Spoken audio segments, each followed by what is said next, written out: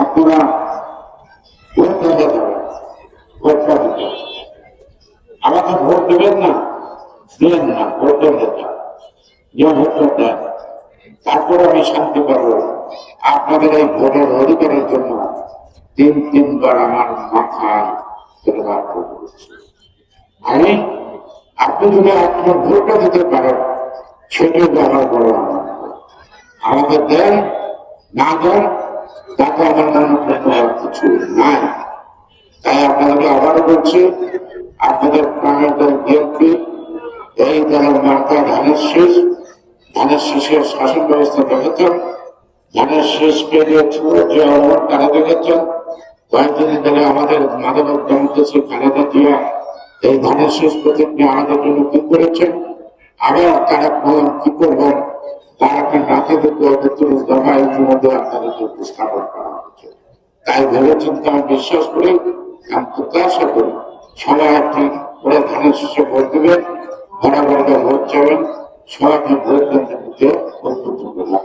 সবাই আমরা 12 তারিখে ভোটটা দিয়ে একটা দায়িত্বশীল একটা নির্বাচিত সরকার যারা জনগণের কাছে দায়বদ্ধ থাকবে এবং ভোটের উপর আপনাদের প্রত্যেক এলাকায় আপনাদের দিকে বসে আমরা আগামী দিন কেরানীগঞ্জ 50-60 বছর পরের কেরানীগঞ্জ কেমন হবে এমন এমন একটা আমরা কাজ করতে চাই। আমরা কেরানীগঞ্জ আমাদের ঢাকা জেলা, আমাদের ঢাকা জেলার ঠিকানা ওই সদরঘাট পার্টি, আমরা ঢাকা জেলার ঠিকানা ঢাকা জেলাতে আনতে চাই, আদালত আমরা ঢাকা জেলাতে আনতে চাই, আমরা এসপি ঢাকা জেলাতে আনতে চাই, আমরা ডিসি ঢাকা জেলাতে আনতে চাই। সকল সরকারি অফিস ঢাকা জেলার ভোটার হতে হবে এবং নির্বাচনের পরে আমরা একটা মাস্টার প্ল্যানের মধ্যে থাকবো। হয়তো আমি সব করে যাবো না, কিন্তু একটা মাস্টার প্ল্যান করতে হবে।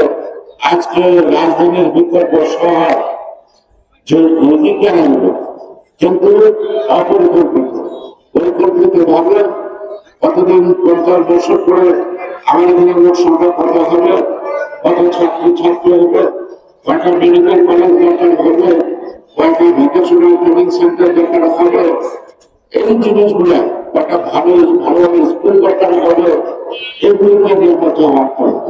এবং জগন্নাথ বিশ্ববিদ্যালয় আছে, কেরানীগঞ্জের সর্বাঞ্চল থেকে বিশ্ববিদ্যালয়ে আসার জন্য সংযোগ এবং প্রশস্ত রাস্তা যদি না থাকে তাহলে এই বিশ্ববিদ্যালয়ে আমার কেরানীগঞ্জের মানুষকে প্রমাণ করতে পারে।